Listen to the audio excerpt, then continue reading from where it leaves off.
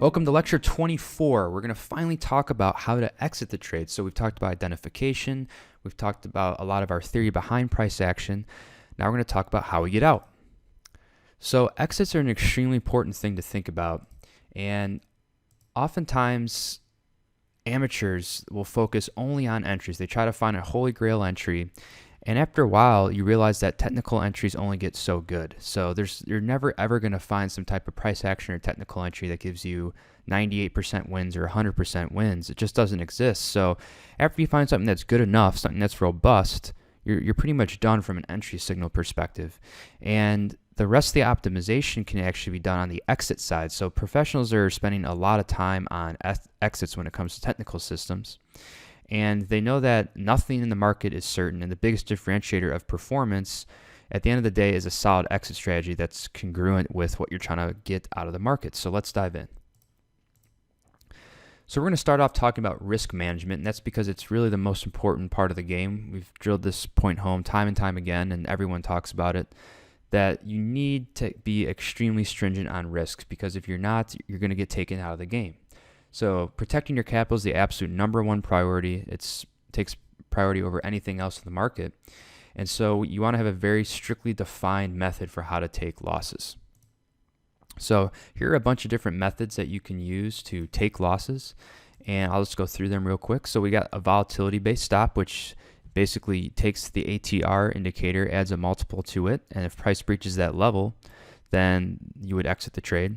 Momentum-based stops would just be if momentum is starting to slow. So if you're long and long momentum is starting to peter out and go sideways, then you would just be exiting the trade. Time-based stop is similar to momentum, but it basically says, hey, if this trade doesn't start moving for me in 2 days or 5 days or 1 week, I'm getting out. A fundamental stop is some type of unexpected event that comes out and completely changes your conviction of trade and makes you want to exit. And then finally, a price structure stop is something that is based off of where the chart pattern is invalidated. And this is what we use at Macro Ops. It's a very simple and robust rule. And you might have heard this called last day or last week rule, where you just place the stop at the open of the candle that created the breakout. So let's dive a little bit deeper into these to show you guys exactly what they all are. So here's an ATR stop. And for example, let's say NVIDIA gapped up here and you wanted to enter on this news break higher. Then all you would do is go down to the ATR indicator if you wanted to use an ATR vol stop and see what the ATR was for that particular day, and it looked like it was printing around 1.2. And then just attach a multiplier to it. Some people use 2, 3, 4. It really varies depending on how wide you want your stops. Common one is 2, so we would do 2 times 1.2 is $2.40, and you would place a stop $2.40 below your entry. Here'd be an example of a momentum stop where price broke out on soybean oil here, and then it made a new high, but then it started to peter out and go sideways and chop around. And typically that is associated with something that's not going to go on and actually complete the target. So it's a good idea just to exit the trade instead of wait for it to fall below the ice line and create a full stop out. Here would be an example of last day rule. So you can see on this particular candle, this was caused the breakout, and then the stop just goes at the open of that candle. Very simple. If price were to come back up into the congestion zone, then it would invalidate this congestion breakout and you would exit the trade. Here's something similar on yen, except let's say that we took this candle as the signal candle. Instead of placing the stop right at the open, we place it a little bit lower below the ice line of the pattern, because that's where the breakout would truly be invalidated. A last day rule stop in this particular scenario would actually place the stop at a point that is above the actual breakout area. So if price were to come down and test it, it might not necessarily invalidate the trade. So we don't want to be stopping out of trades when the chart hasn't invalidated them yet. So that's the reason for placing a stop, say, lower than the ice line or lower than the last day rule. And here's another example on Bitcoin, just a very basic ascending triangle breakout. We put the stop right under an area where it would invalidate the trade, not necessarily all the way at the open of this candle, because that's not needed. We would know that this trade is likely going to fail if it just came back and breached this ice line. So that gets moved up to an area that makes sense. So even Paul Tudor Jones and many of the other market wizards talk about this multiple stop concept. So he said, when I trade, I just don't use a price stop. I also use a time stop. If I think the market should break and it doesn't, I will get out even if I'm not losing money. And this is just a great concept that we agree with, because if the trade's not going for you, then it's just more of a risk of digging into your pocket. And it's usually a good time to get out. So we do use price stops, but we also make sure that, hey, if the market is chopping sideways, we might want to take a look and exit the trade, because there's definitely higher risk of it coming back and hitting our price stop. So from a profit taking perspective, it's a little more fluid than a stop or risk point, because profit taking is situationally dependent, and it's something that we can negotiate with because it's not a loss. So risk we never want to negotiate with. We define our risk. Once the loss comes, we take our loss and we move on. But profit taking is much more nuanced, and that's determined by, you can be determined by your conviction in the trade and also the other stuff that you have on in the portfolio. So we'd like to have a plethora of ways to get out of a trade from profit perspective, and here's some of the common ones that we use. So a target exit would just be price reaches a level determined by a pattern. We're going to go through that specific example here in a second. Trail exit is pretty basic. Price moves against the trend and breaches some type of prior pivot low or high, and you exit because price is going against you, but it's still a profit. And miscellaneous exit would be if momentum slowing or a candle signals reversal. And the momentum slowing similar to that stop method as well. It's just in the case of that, a trade has already gone your way and it's starting to slow. So let's take a quick look at these here in more detail. So the target-based profit taking from a price pattern analysis perspective uses something called measured moves.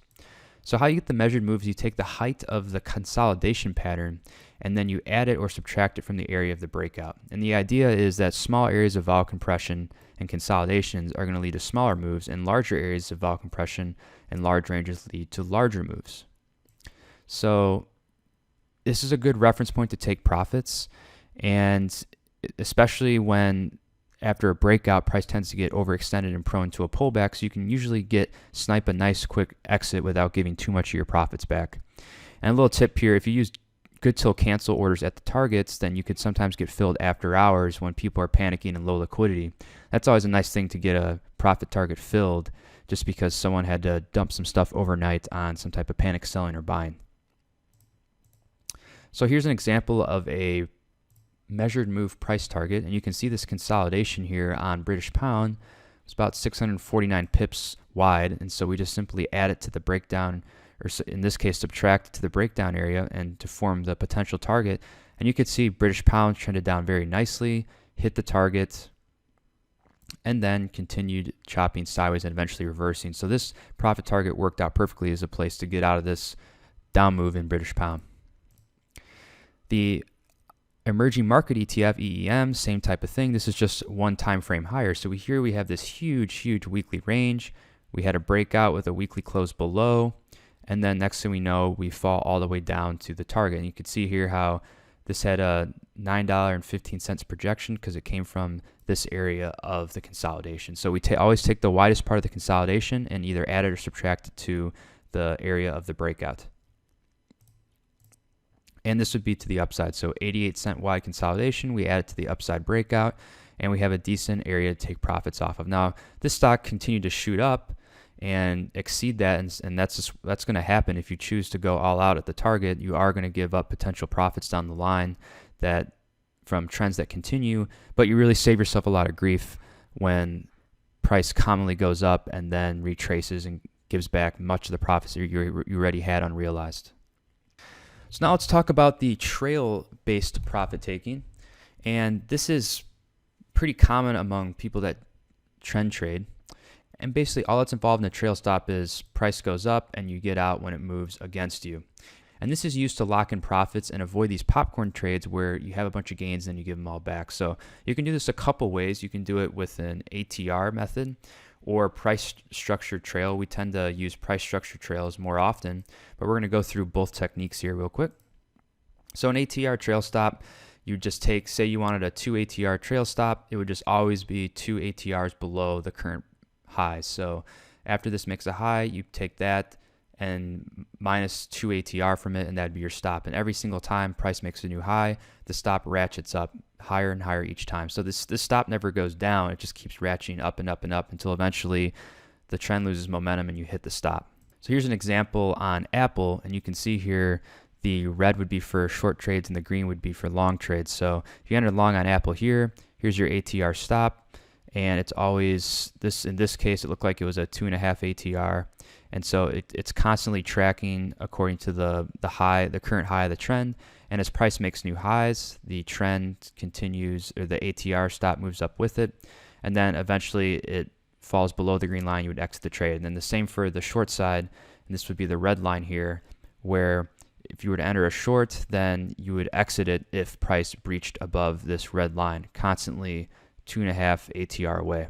So for a price structure trail stop, it's very simple. You just put the stop below a recent consolidation area. So trends always will have mini consolidations on the way, and all you do is put the stop right below that consolidation, basically saying, hey, price has lost its upper momentum and we're going to exit the trade. So here's an example of a price structure trail stop on British pound. So we had this nice down move. We get our first retrace and bounce and a congestion line, and then we could say, hey, if price breaches these prior highs, then we just get out, because that signals that the momentum is probably gone and we're going to go sideways or perhaps retrace much of the down move. Here's another trail stop on light crude oil futures. So you can see this downtrend, and then we have a local high right here that goes on to not make a new low. It gets jammed and comes back up. And so we would say, hey, if price breaks this high right here, then we'll just exit the trade because price is likely to chop and it's not having any more downward momentum. It's a very, very simple concept. So you're dragging the trail down after each high is put in this trend, for example. So if we were in the trend short, we would move our stop there, it'd go down, another pullback, we'd move our stop there, down, move our stop there, and then eventually it takes us out when it breaches it right here. Here's another one on soybean meal. So this is the same concept, right? We have a spike down, we would put a stop here. Let me get the pen out. We have a spike down, we put a stop here. Then another mini consolidation, stop below there, stop below there, stop below there, stop below there, and eventually this one took it out. So you're just moving it up with the price structure. After a little consolidation or pullback, you're putting it at the low of that pullback. So there's also miscellaneous profit taking that are used for certain scenarios, and that usually happens in extreme moves and are event-related exits. So we might get huge move in one direction, like a blow-off top or a blow-off bottom that really has a high probability of reversing, so you exit the trade. Or there might be a certain event or news coming out that you know of, like a Fed meeting, and you just want to exit to control your risk. So here's a good example on copper of a huge key reversal here, where you would probably want to exit this trade because it looks like it had a blow off top and then it came and closed lower. So that's a huge key signal that this trend's probably over, and you would just exit. Even if you weren't at a target or it hadn't hit your target yet, then it would just still be a good signal to get out of the trade. And on E-mini futures, let's say you're short riding this trend down and you saw some candles like this. Well, that's a really bad sign for a short trade. And these key reversal bars are typically good signals to start betting the other way or cover your shorts. So these are things that we look out for. It's not something that you never really know when it's going to happen. So it's not something you can set ahead of time, like for instance, a target, but you're watching for them and being aware of them as the tape plays out when you're in the trade. So now the question becomes full or partial profits at targets, and this is a hotly debated topic all the time, and there's many, many ways you can do it. So you can go all out at your potential targets, you can go half out, a bunch of different processes, or sometimes maybe you don't want to use a target at all, and you want to just trail the entire size all the way up. So a lot of this depends on your personality. So for instance, your equity curve and your trading account is going to have less volatility if you take full profits at the target, because you're going to have less give back on trades. Whereas if you're trying to run for huge trends and get out with trails, you're going to have more volatility because there's going to be a lot more trades that go for you and then come back and go all the way against you again that you didn't take your money on. So be aware of that. The more you're taking your profits at targets, the less volatile of an equity curve you have. And then another thing that goes into this full or partial profits consideration, especially from our perspective, is how convicted are we in the fundamental picture of the market. So if we're extremely convicted fundamentally, then we might want to run the thing for as far as we can, just use a trail because we think it can really go. But if it's just a trade, it's not something that we have incredible conviction on, but it looks like a decent setup, then we might be more willing to take all of our profits once it hits the target. So it's really a situational perspective from our end. It's also heavily dependent on how you like to trade and how your account likes to jostle up and down. So if you need to have a little bit of less volatility in your equity curve, then you're going to be taking profits sooner and full profits. If you want more volatility and you want big, huge wins, then you're going to be more in the partial profit camp and trying to run trades. So experiment with both different styles and just make sure you're recording your emotions and everything around both different styles, and eventually you can fall on one that you prefer.